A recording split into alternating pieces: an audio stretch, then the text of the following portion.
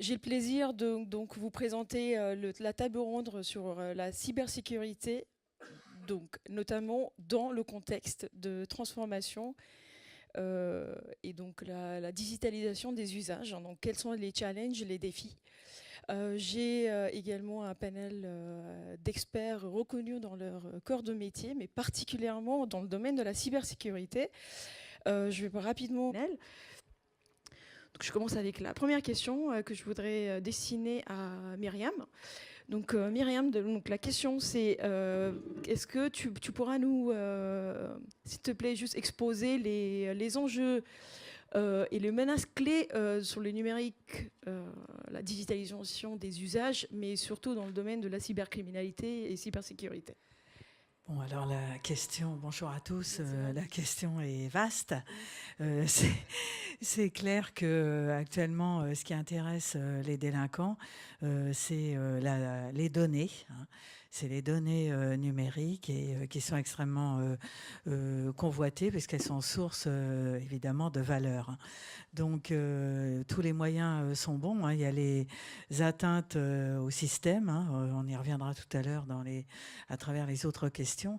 Et donc je dirais il y a d'une part directement des atteintes que tu viens d'évoquer et également des infractions classiques. Hein. On y reviendra aussi comme les escroqueries. Et finalement l'objectif c'est de récupérer des données qui sont dérobées. Et le législateur, d'ailleurs, a fait évoluer les textes pour pouvoir, par exemple, réprimer l'extraction de données.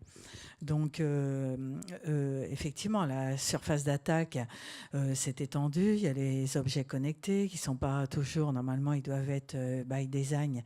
Ce n'est pas toujours le cas, d'où une évolution législative avec le RGPD pour justement poser ce principe de security by design, mais il y a encore, je dirais, une marge de progression. Hein. Donc les attaques, elles se sont diversifiées.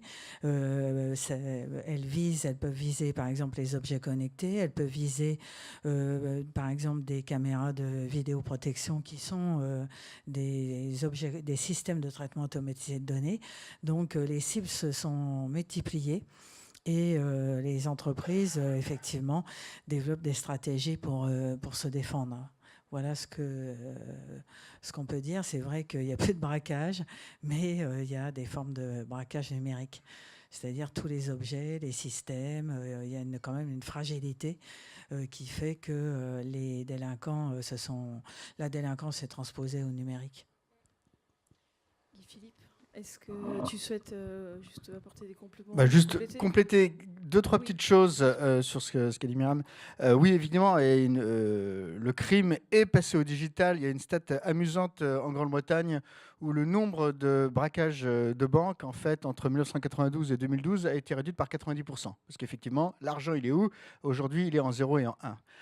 Alors sur l'évolution profonde, mais aussi relativement récente dans la prise de conscience sur ce risque cyber, ce qu'on voit, c'est que on a eu un risque cyber dont on parle maintenant depuis 10, 15, 20 ans, mais que c'est vraiment depuis 3, 4 ans qu'il y a la cristallisation chez certains dirigeants, pas tous, qu'effectivement, il y a quelque chose de grave. Je donne deux exemples, puisqu'on est dans l'environnement bancaire. Le questionnaire qui est posé au cadre de la Citi par la Banque d'Angleterre tous les 6 mois, sur qu'est-ce que vous identifiez comme étant les 3 risques les plus importants pour le système et pour votre banque.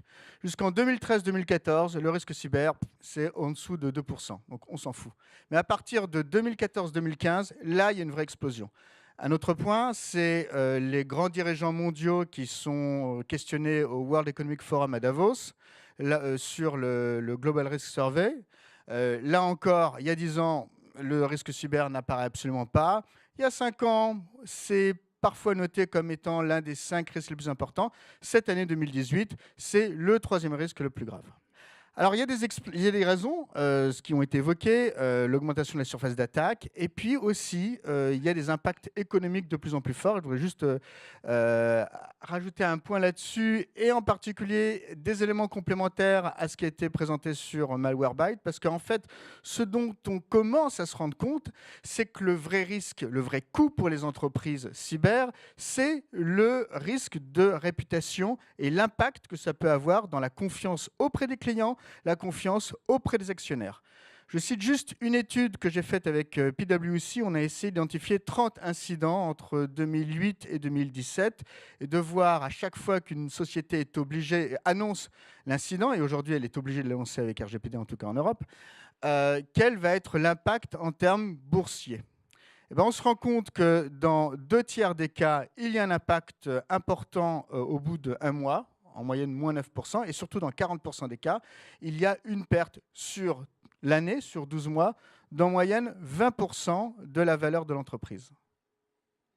Ces 20% de la valeur de l'entreprise, en fait, et c'est là où c'est intéressant, et cette étude est préliminaire, elle va être prolongée cette année, eh bien, lorsqu'on regarde avec de plus vieilles études qui ont été faites sur les risques de réputation, les risques de dommages, les risques de catastrophes, une étude qui a été faite par des chercheurs d'Oxford en 2000, on se rend compte que ceux qui ne savent pas bien répondre à une crise, eh bien, ils finissent au bout d'un an à en moyenne moins 15%. Donc la même chose que le risque cyber. Donc c'est là où il y a quelque chose d'important qui est en train de se produire, qui peut-être n'était pas cristallisé dans l'esprit des analystes il y a encore 3-4 ans, à savoir que le principal ou l'un des principaux risques de réputation aujourd'hui pour l'entreprise, c'est ce risque cyber, et que lorsqu'on est atteint par ce risque, eh bien on va en payer, si on y répond mal, un prix relativement important.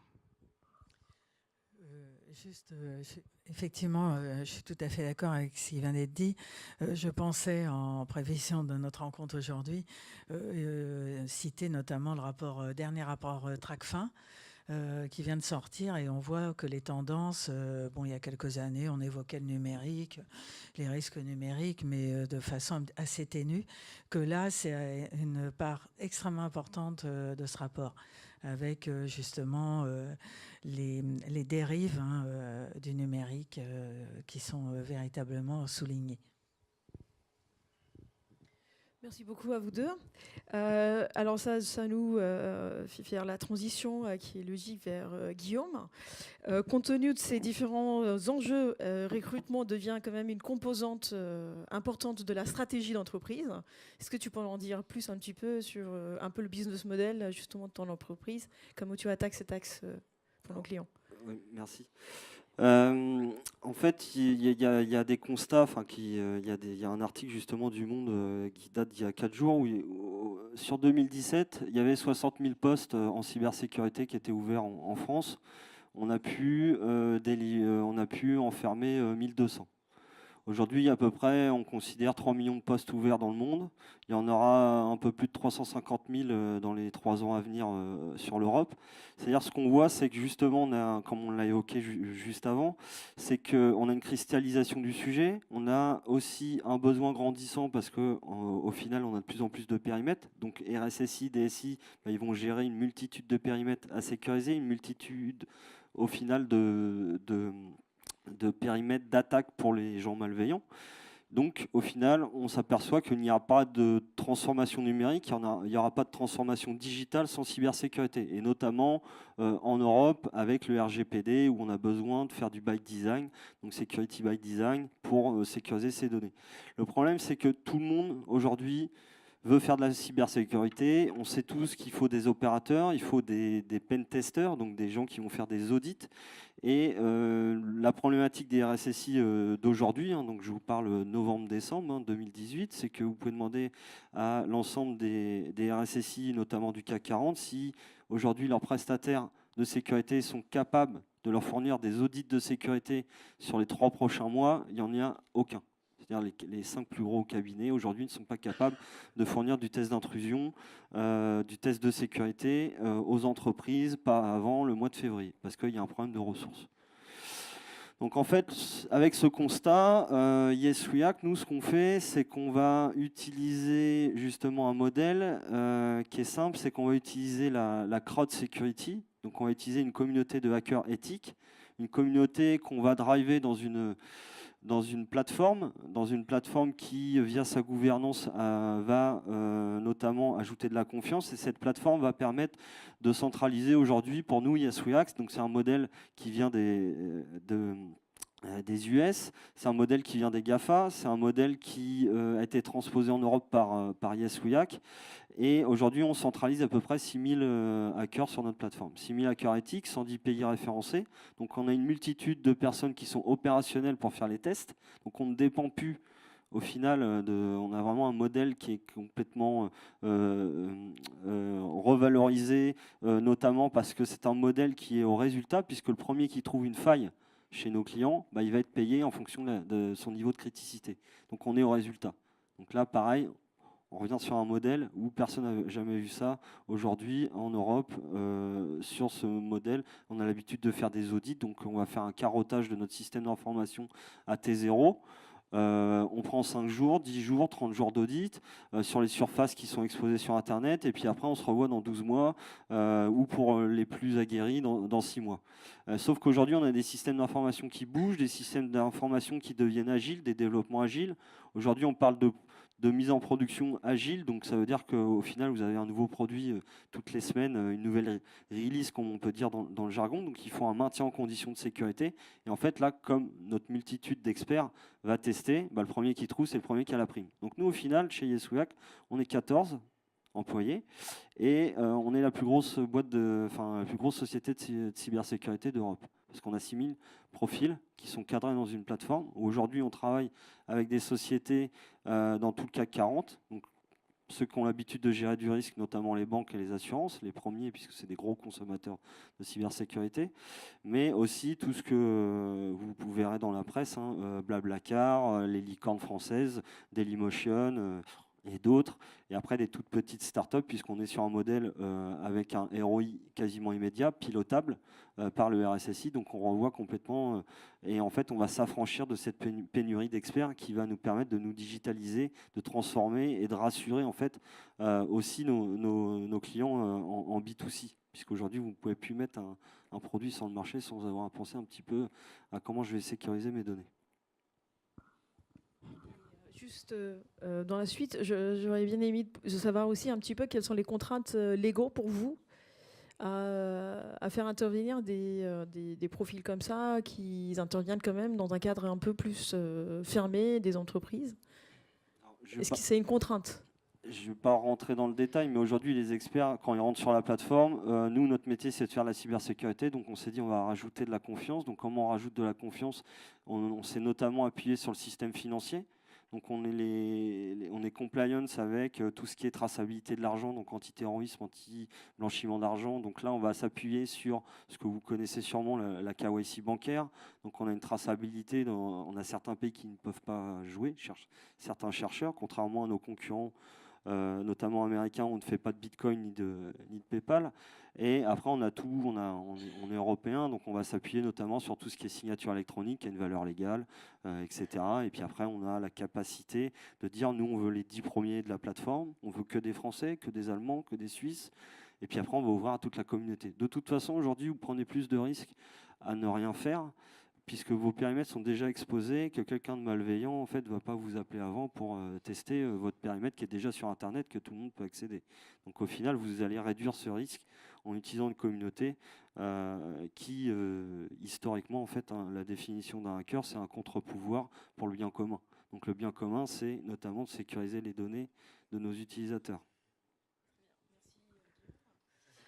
J'avais juste une petite remarque en préparant cette rencontre d'aujourd'hui. J'ai vu, et c'est assez nouveau, sur le site de l'ANSSI, une espèce de cartographie qui est sortie fin octobre sur l'ensemble des métiers concernant la sécurité des systèmes d'information. Donc, j'en profite pour... c'est accessible sur le site. Mais c'est assez intéressant, ça va au-delà des DSI, c'est une déclinaison de l'ensemble des nouveaux métiers liés au digital. Il faut créer des vocations. Ça, c'est important parce que ça va accompagner tous nos projets dans le numérique. Et créer des vocations, c'est justement leur apporter des solutions, des cadres, leur expliquer que oui, c'est un vrai métier que de faire de la cybersécurité et notamment de la cybersécurité opérationnelle. Merci beaucoup Guillaume, Myriam. Alors, je vais justement faire la transition sur la partie juridique aujourd'hui qui est d'actualité.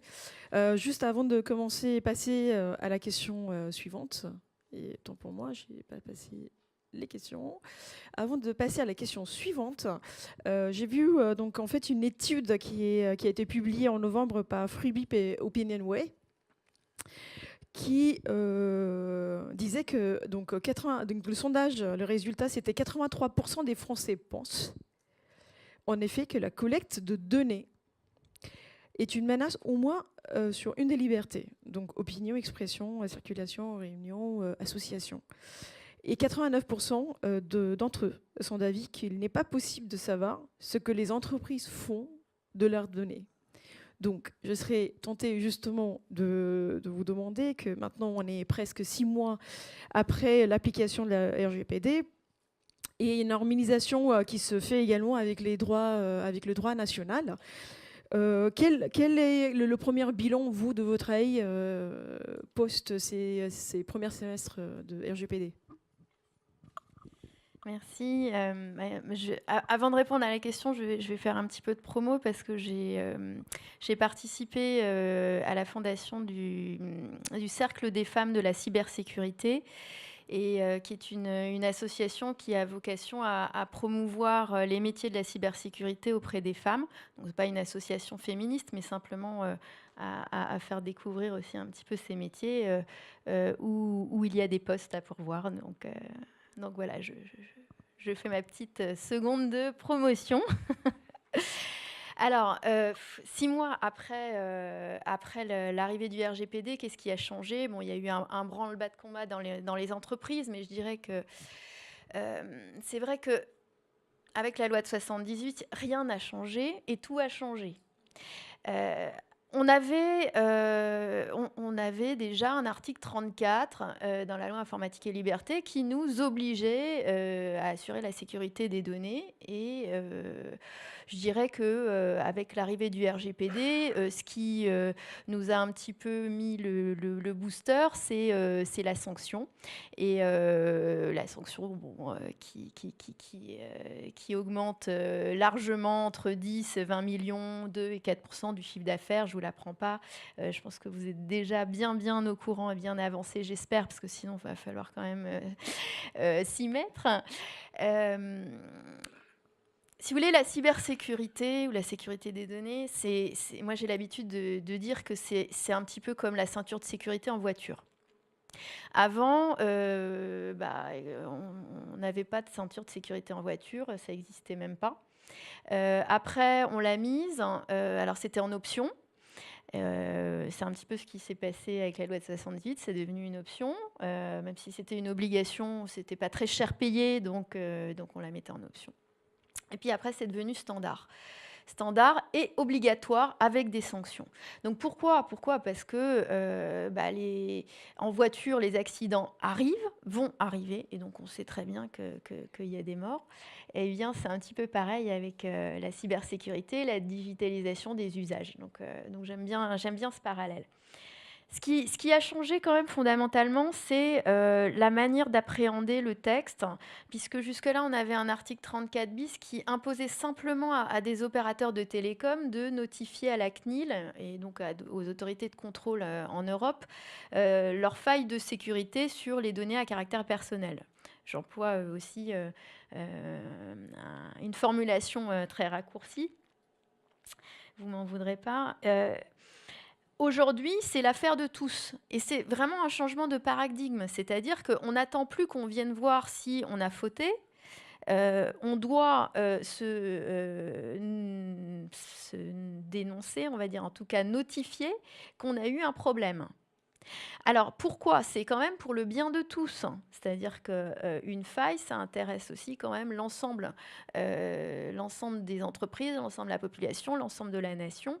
Et c'est comme ça que l'on pense qu'en assurant la sécurité de chacun par chacun, on va pouvoir assurer la sécurité de tous, la cybersécurité de tous. Voilà. Alors, quelques chiffres à ce sujet délivré par la CNIL. Il y a eu, depuis l'adoption du RGPD, enfin son entrée en vigueur, 742 notifications à la CNIL de failles de sécurité qui concernaient 33 millions de personnes en France et ailleurs. Les problèmes rencontrés sont de 3 ordres: la confidentialité des données, la disponibilité des données et l'intégrité des données. Ce qui arrive en premier, c'est l'atteinte à la confidentialité des données. Pourquoi ? Parce que finalement, elle remarque que dans les 72 heures de l'obligation de notification des failles, les entreprises arrivent à récupérer leurs données, qu'elles ont backupées en général, sauvegardées, archivées comme il faut. Donc, le gros problème à gérer, c'est la confidentialité, d'après ce qu'elle indique. Alors, aussi, en termes de cause, elle indique que la cause, c'est à 65% une cause externe, malveillante, contre 15% d'erreurs humaines. Alors, le pourcentage, je ne vais pas le critiquer, mais c'est vrai que je ne suis pas sûre qu'on a ces pourcentages ailleurs. Donc, je suis un peu surprise que c'est plutôt souvent l'inverse.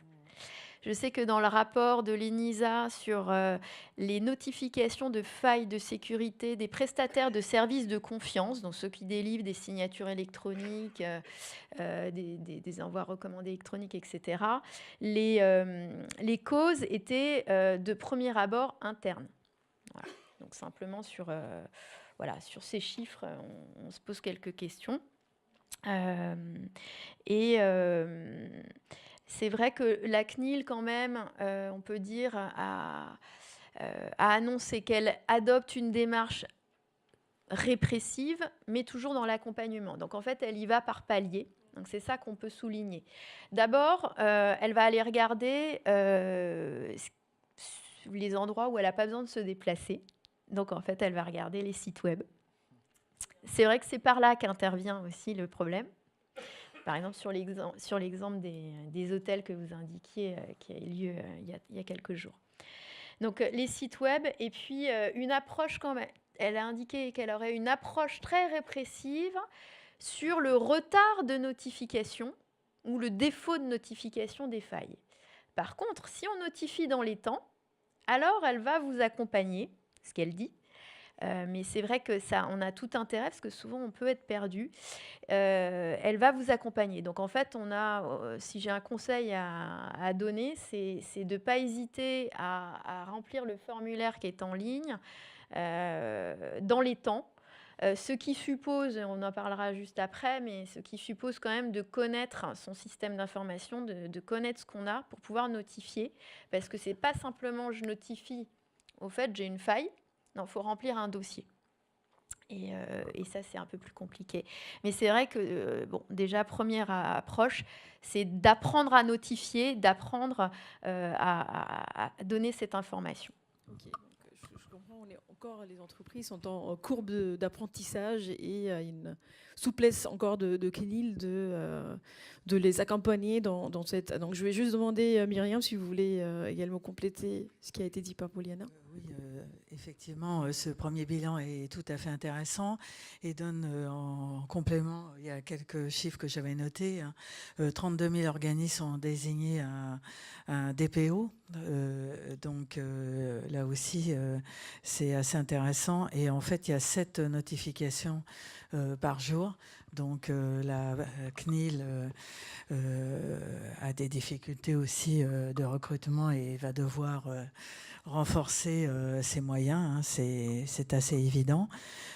Sinon, donc il y a une sensibilité en nette augmentation et une dimension plus collective de l'action. Donc au niveau des plaintes, il y en a eu 9700. Donc une hausse importante de plus de 34% par rapport à l'année précédente. Et donc, il y a une connaissance quand même accrue du RGPD. Et les Français aussi sont sensibilisés, bien sûr, et les entreprises. Mais 65% des Français ont entendu parler de ce fameux nouveau règlement.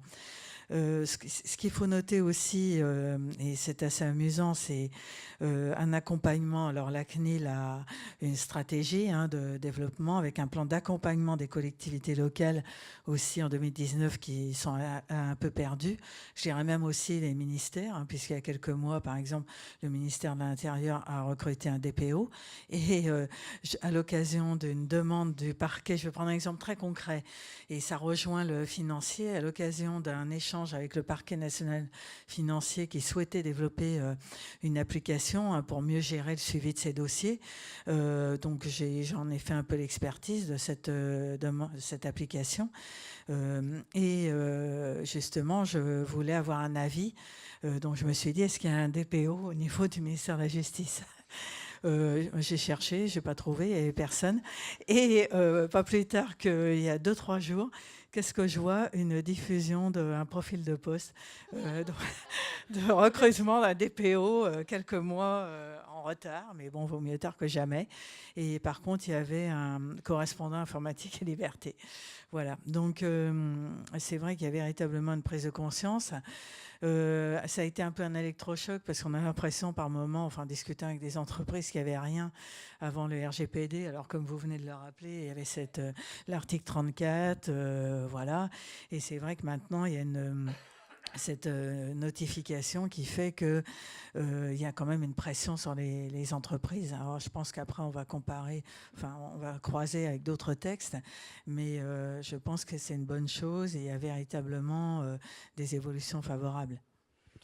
Alors, je suis un petit peu plus nuancée sur la prise de conscience, pardon, je ne veux pas vous contredire, mais c'est vrai que la prise de conscience, elle a tout à fait lieu dans le domaine bancaire, assurantiel, grosses entreprises, CAC, etc. Les petites entreprises, même moyennes entreprises, et puis même les individuels, ils sont désemparés. Enfin, il y en a qui n'ont pas vraiment conscience, d'autres qui ont un peu conscience, qui savent qu'ils doivent le faire, mais ils ne savent pas comment. Et ce sont les gens qui sont au bout de la chaîne, voire au début de la chaîne. Je pense à des médecins, par exemple, qui ont des cabinets individuels avec un nombre de données impressionnantes. Les avocats également, mais ils sont saisis du sujet, il n'y a pas de souci. C'est sûr, mais... Enfin, en tout cas, il y a des informations. Non, mais il y a le bout de la chaîne et la sécurité, cybersécurité, c'est l'intégralité de la chaîne. C'est ça le changement aussi du RGPD, c'est que toutes les chaînes doivent être sécurisées. Voilà. Mais c'est plus difficile pour les plus petits acteurs qui ne sont pas préparés ou alors c'est pas le modèle économique. On parlait des objets connectés. Bon. Il a également rendu un petit démarche justement pour les TPE, pour les PME. Oui, alors il y a de gros efforts de la CNIL de gestion, diffusion de la connaissance. L'ANSSI aussi a développé son site de manière extraordinaire, donc on trouve énormément d'informations pratiques.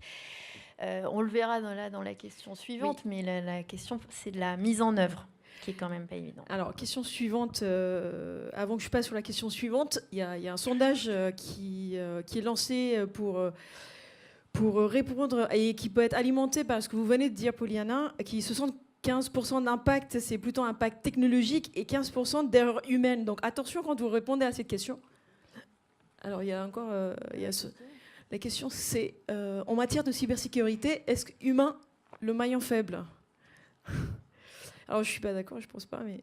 Voilà. Alors, je passe à la question suivante. Donc, la question suivante, pour justement, Poliana a dit que le booster donc la mise en conformité de RGPD, un des éléments les plus importants, c'était la sanction. Donc, Guy Philippe, je m'adresse à toi.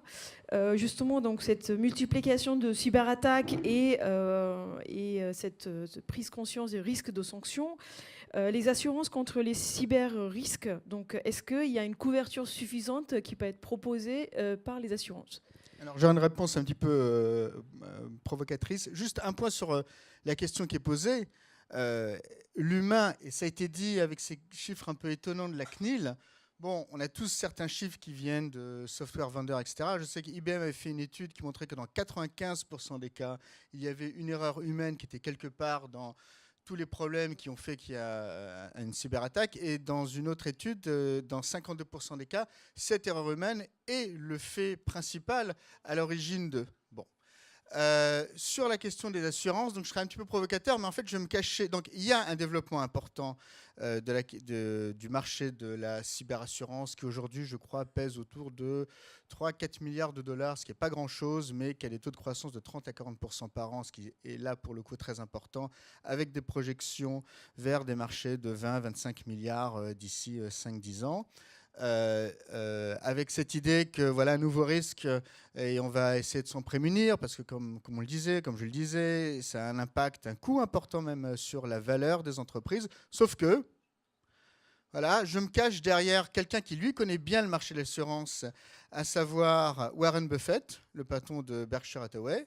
Et dans sa réunion annuelle du 5 mai dernier, il va dire bon, nous chez Berkshire, on est obligé de faire de la cyberassurance parce que tout le monde en fait, mais franchement, je peux vous le dire, il n'y a pas de modèle.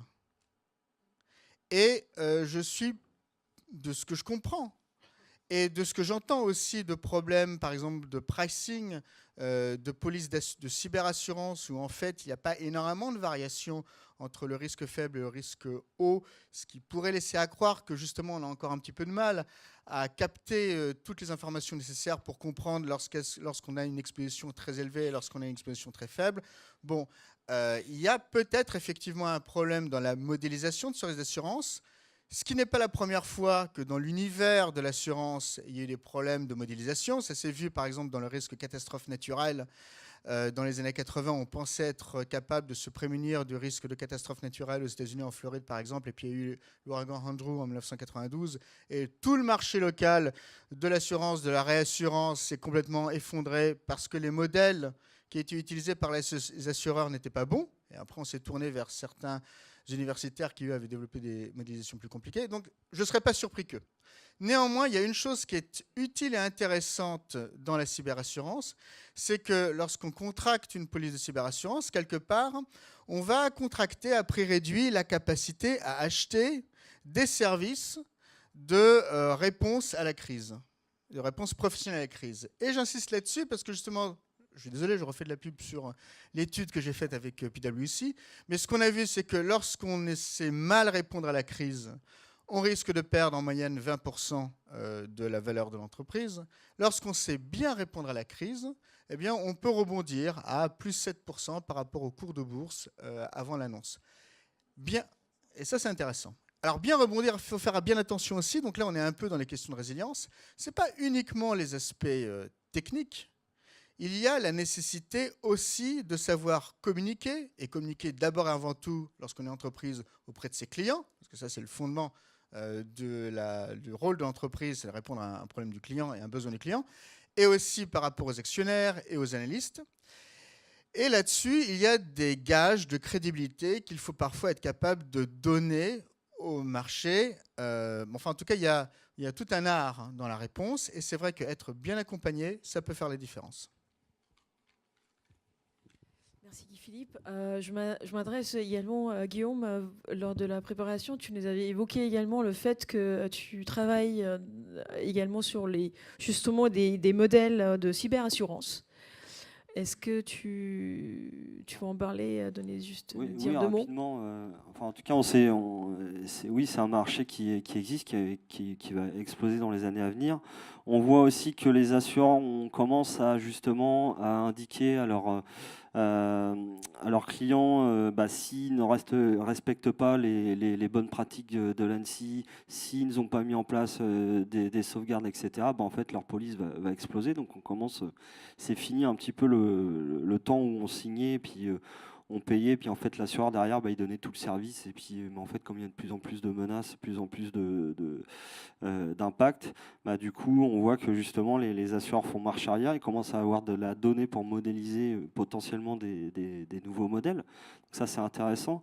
Et en fait nous, ce qu'on s'est dit chez Yes React, c'est que toute cette donnée qu'on va acquérir grâce à notre communauté, donc ce maintien en condition de sécurité des périmètres qui sont exposés, c'est-à-dire qu'aujourd'hui on a capacité, grâce à notre modèle de test, d'avoir notamment le risque en temps réel des périmètres qui sont exposés, qui sont testés par justement notre communauté. Donc en fait, ce risque, il y a des risques, mais il y a des grilles de risques qui sont purement dans le métier de la cyber, hein, comme vous dans la finance. Et en fait, on peut la pondérer, on peut l'avoir sur 6 mois, on peut l'avoir sur 1 an. On peut aussi fournir des données qui vont permettre de savoir si vous avez une capacité à corriger cette vulnérabilité, donc à gérer cette crise, et justement en combien de temps vous allez la corriger. Toutes ces nouvelles données, en fait, on va créer des nouveaux usages, on va créer des nouveaux produits. Les assureurs, c'est comme quand vous faites, on parle beaucoup les assurances avec les objets connectés, justement, sur votre santé, si vous faites du sport, etc. Là, c'est exactement pareil. Donc en fait, le futur, on ne sait pas encore comment il va être, mais aujourd'hui, dans votre système d'information, on va mettre de plus en plus de sondes pour justement s'équiper au niveau défense, et en fait, arrive un moment, toute cette donnée, va y avoir potentiellement des choses qui vont ressortir et qu'on va pouvoir donner à un assureur pour le rassurer, puisqu'aujourd'hui, en fait, l'assurance cyber, nous, on a été le premier client, en fait, Alliance, sur l'assurance cyber, puisque un de nos premiers clients, c'est Orange. Orange avait dit, vous avez un modèle un peu compliqué, il nous faut une assurance cyber, donc on a rempli des super papiers. Est-ce que vous avez un antivirus? Est-ce que vous avez une sauvegarde? Enfin, bon, tout le monde a le même. Alors, c'est du déclaratif. On paye tous le même prix. Ça, c'est génial. Sauf que nous, aujourd'hui, ce qu'on arrive à faire, c'est qu'on arrive à faire moins 20% grâce à des courtiers spécialisés à nos clients qui font du bug bounty, en fait, qui font les tests en temps réel, donc qui gèrent le risque en temps réel, et on arrive à leur faire 20% sur leur police d'assurance. Donc quand vous savez que c'est indexé sur votre CA, puis votre modèle d'exposition, ça commence à devenir intéressant, parce qu'aujourd'hui, tous les grands groupes français ont une assurance cyber ou sont en train de la signer. Donc voilà, il y a des modèles qui vont arriver, et les anglo-saxons, et on voit aussi, la petite anecdote, c'est que vous avez aussi des agences de notation cyber, et qui sont détenues essentiellement par les agences, par les Américains. Et en Europe, on n'a pas de leader, notamment sur ce sujet-là. Mais c'est des sujets qui sont en train d'arriver. On sait tous que chacun développe sa petite solution dans son coin. Merci Guillaume. Donc dans la suite, juste parce qu'on sait qu'on a quand même un panorama des directives et des réglementations aujourd'hui auxquelles sont soumis les entreprises. Juste en termes de stratégie pour une entreprise, pour nos clients qui sont présents ici, mais de manière générale, quel est le lien entre ces différents, parce qu'on a un dispositif NIS, Network Information Security également, qui est effectif depuis peu. Comment est-ce qu'on homogénise et capitalise sur ça pour les entreprises? Qu'est-ce qu'il faut qu'ils mettent en œuvre justement pour confronter cet écosystème compliqué? Alors, c'est vrai qu'on a un millefeuille juridique sur la cybersécurité, si je peux l'appeler comme ça, avec le RGPD qui concerne tout le monde, et puis d'autres textes qui concernent un peu moins de monde, mais je pense que ça ne va pas s'arrêter là. Donc, le dernier en date, c'est NIS. De son petit nom en anglais, qui va concerner des nouveaux opérateurs, enfin en tout cas une nouvelle qualification d'acteurs que sont les opérateurs de services essentiels, dont font partie certaines banques, assurances, mais pas que, parce qu'on vise aussi le domaine de la formation, de la restauration. Donc on a un certain nombre d'entreprises ou d'organismes qui sont qualifiés d'opérateurs de services essentiels. L'ANSSI on a détecté et annoncé 122, je crois, mais elle va mettre à jour sa liste. Et puis, un autre type d'opérateur soumis à la réglementation qui va sans doute vous intéresser, ce sont les fournisseurs de services numériques. Donc là, ça commence à nous intéresser parce que ça s'occupe des fournisseurs de services en cloud. Alors, pas tous, mais ceux qui atteignent un certain montant de chiffre d'affaires. Voilà. On a un règlement IDAS qui va aussi gérer les prestataires de services de confiance. Donc, on essaye petit à petit, sans parler bien sûr de la réglementation bancaire et autres, qui est déjà bien connue en termes de sécurité. Donc, c'est pas un sujet. Donc, comment est-ce qu'on met en œuvre ? C'est vraiment une difficulté, je pense, quand même, d'interpréter les textes. Parce que on ne donne dans les textes, bien sûr, aucune indication de comment faire. Très, très peu d'indications. C'est tout le temps un objectif à atteindre. Je dois être résilient. Je dois protéger mon intégrité, enfin l'intégrité de mes données. Alors, c'est difficile à interpréter. Avec la loi Nice, on a peut-être un petit mérite, c'est que enfin la cybersécurité a eu une définition légale. C'est la capacité à résister à un niveau de confiance élevé à des actions compromettant la disponibilité, l'authenticité, l'intégrité, la confidentialité des données. Donc, en fait, en termes de mise en œuvre, on peut profiter de l'une ou l'autre des réglementations pour se mettre en conformité avec les autres. Mais attention, il faut quand même bien viser son périmètre. Parce que, par exemple, la réglementation sur la protection des données, eh bien, en termes de sécurité, on ne vise pas la sécurité du système d'information, on ne vise pas la sécurité de l'entreprise, on vise la sécurité des données. Pourquoi ? Eh bien, pour les atteintes aux libertés et droits fondamentaux des personnes. Ce n'est pas du tout la même chose que de protéger son système d'information, et ça, c'est Nice. Mais c'est vrai qu'on va profiter quand même du champ, puisque on doit par défaut protéger son système d'information pour pouvoir protéger après peut-être les données. Mais on va rajouter des couches. Alors pour ce faire, il faut toujours avoir un état des lieux constant, savoir ce que l'on a, pour savoir quoi protéger et acheter les bons produits, développer les bons produits, les mettre au bon endroit. C'est pas la peine, moi je dis toujours, de mettre une porte blindée dans les toilettes. Hein. Donc il faut savoir exactement ce que l'on a, et l'une des réglementations peut vous aider et aider aussi les prestataires à se mettre en conformité.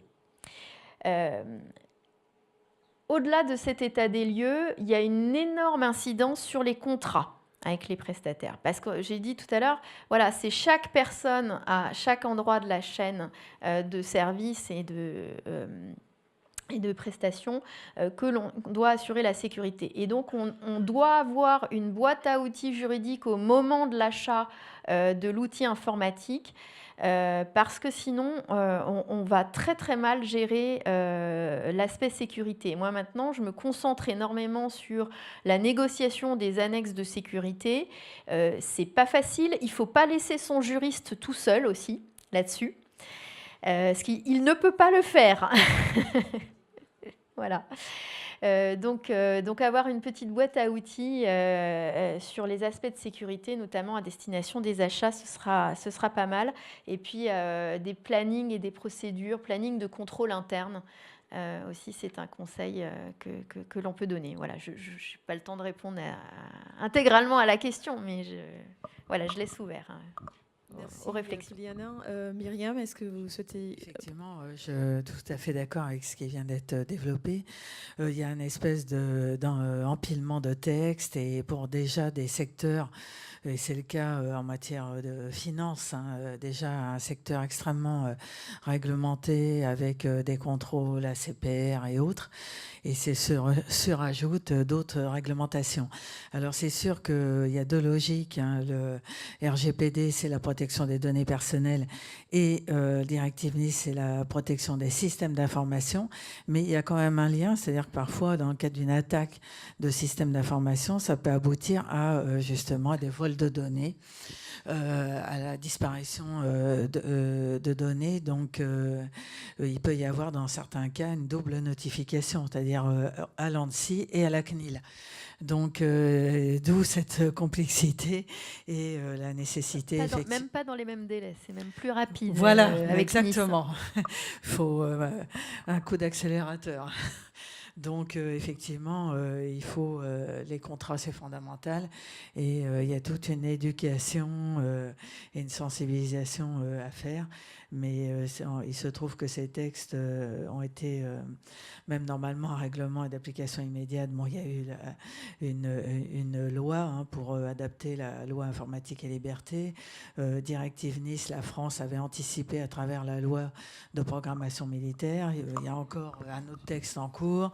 Il faut véritablement être quasiment en formation continue sur ces évolutions législatives. Donc, c'est vrai qu'il y a aussi bien l'ANSSI, et je l'ai constaté, c'est vrai qu'il y a quelque temps, il n'y avait pas grand-chose. Il y a véritablement, bon, il y a eu de gros recrutements à l'ANSSI, mais il y a un effort aussi d'accompagnement, tout comme la CNIL. Et c'est vrai que je trouve que ces sites, surtout la CNIL, et c'est un site encore plus pédagogique que celui de l'ANSSI, qui évolue vraiment de façon très intéressante.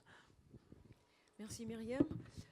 Je vais prendre donc j'ai pas eu le temps de regarder le chiffre, mais je pense qu'on était à 75% d'auditoire qui avait dit que oui, c'est l'humain le maillon faible. J'ai deux arguments. Premier argument, c'est on est quand même dans un monde changeant avec numérisation, donc dématérialisation. Et donc effectivement, alors je suis ravie que c'est pas 100%, puisque je suis du avis que effectivement c'est pas uniquement l'humain le maillon faible.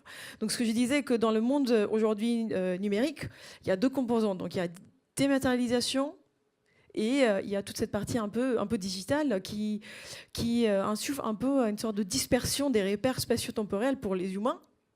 Et donc il y a une non-perception de risque qui est un peu innée dans un premier temps. Donc deuxième chose, c'est que la cybersécurité, en termes de campagne de sensibilisation dans les entreprises les plus matures, n'existe que depuis 10 ans.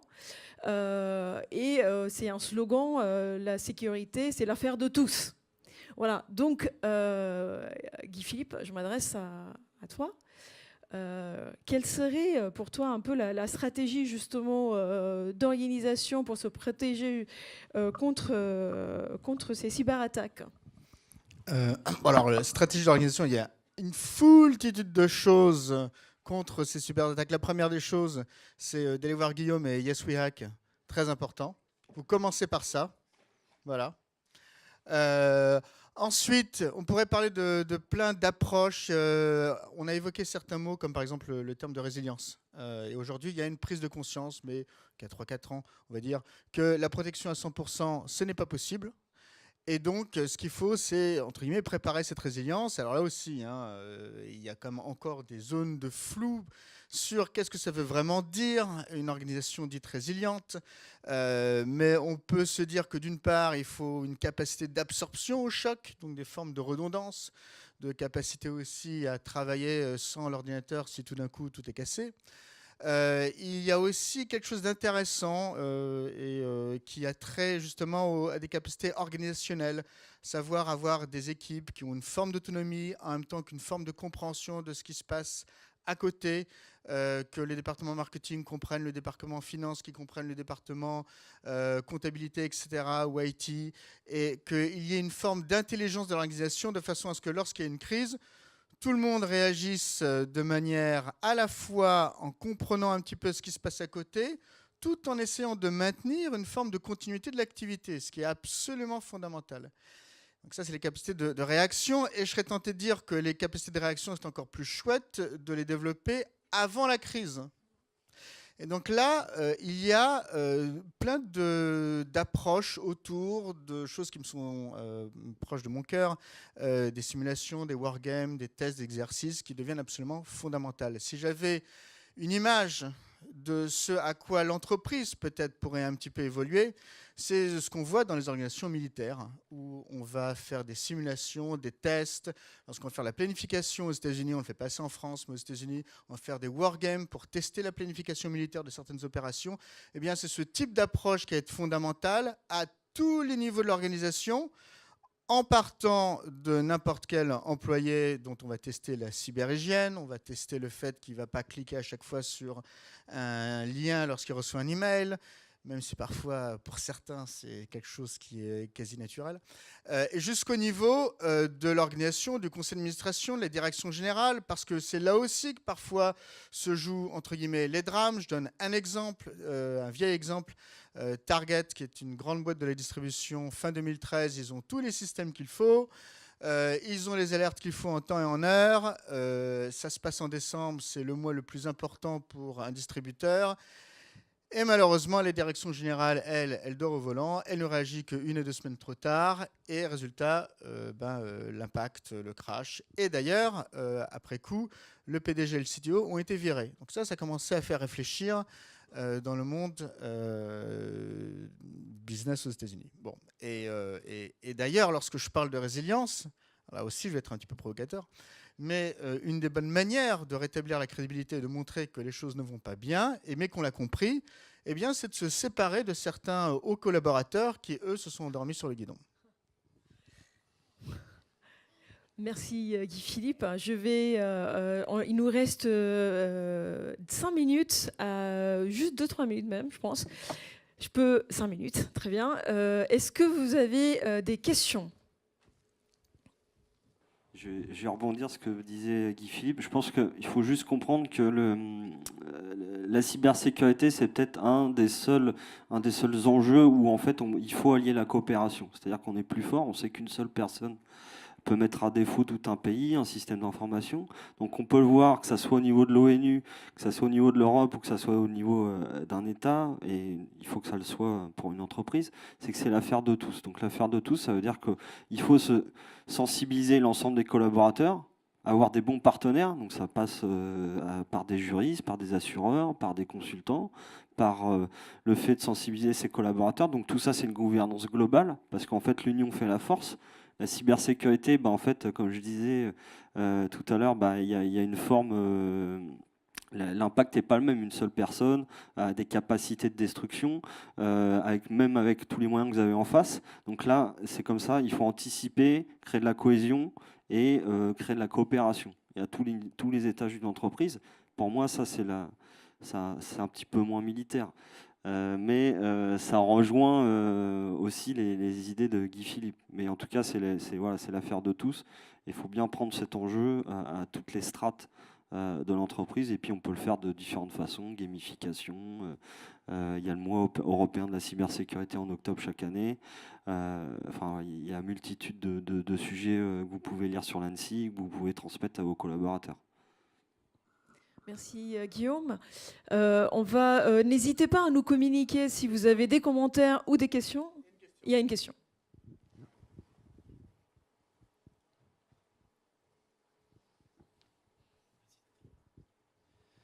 Oui, bonjour. La question s'adresse à Guillaume par rapport à votre business model sur Yes We Hack. En fait, ce que l'on sait donc des tests d'intrusion, c'est que ce sont des tests extrêmement sensibles. Même au sein d'une boîte, on n'a pas forcément, les tests en eux-mêmes sont extrêmement confidentiels.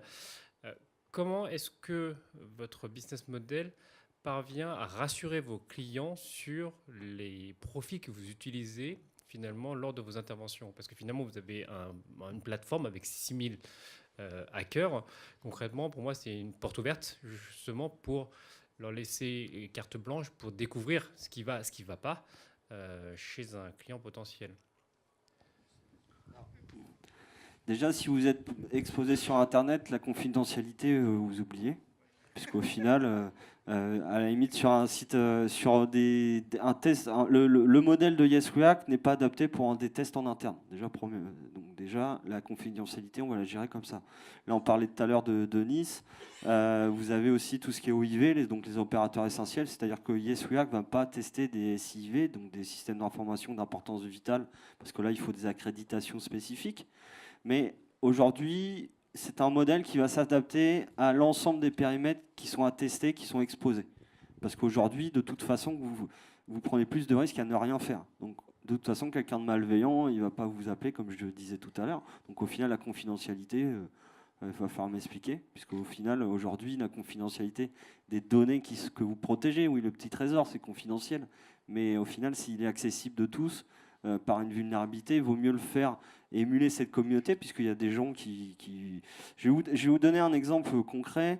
On est intervenu à Bruxelles pour démontrer que l'article 47, donc de la loi de transformation numérique qui a été poussée par Guillaume Poupard, notamment pour protéger les lanceurs d'alerte en cybersécurité, c'était essentiel pour l'Europe. C'est-à-dire qu'aujourd'hui, nous, ce qu'on a fait, c'est c'était une de mes idées que j'avais poussée au patron de l'ANSSI, lui dire il faut des outils aux lanceurs d'alerte, aux gens qui vont trouver des failles sur des systèmes exposés, puisqu'ils ont l'habitude de ne pas les transmettre à l'entité, puisqu'au final, en face, vous avez des gens qui ne savent pas gérer une crise cyber, en tout cas de plus en plus, mais les années qui ont passé nous ont montré que... Et en fait, le fait de leur proposer des outils pour remonter des failles, en fait, on va collecter ces failles. Ça, c'est un process, c'est l'ISO 29947, c'est normé. Donc vous allez collecter ces failles. Et derrière, vous allez pouvoir les corriger. Parce qu'avant, ce qui se passait, c'est qu'on n'arrivait pas à les collecter, ces failles, par des gens qui étaient éthiques. Et en fait, derrière, quelqu'un de malveillant, ils ne vous prenaient pas, ils avaient déjà revendu 15 fois sur le Darknet. On a sécurisé comme ça des partis politiques, parce que c'est important de sécuriser aussi une démocratie. On voit que les ingérences dans le cyber, c'est quotidien. Et en fait, aujourd'hui, la France est citée en exemple sur l'article 47 au niveau européen. Donc là, il y a le Cyber Act, pour pouvoir fournir à l'ensemble des pays un article 47 et qui va être obligatoire au niveau des pays. C'est-à-dire qu'on appelle ça de la CVD. Et du coup, c'est un outil comme un autre, le bug bounty, enfin le modèle Yes We Hack en soi, pour récupérer cette information et pouvoir la traiter derrière et mieux gérer son risque en fait. Merci à l'auditoire pour votre attention et surtout à vous pour vos insights très pertinents. Merci beaucoup.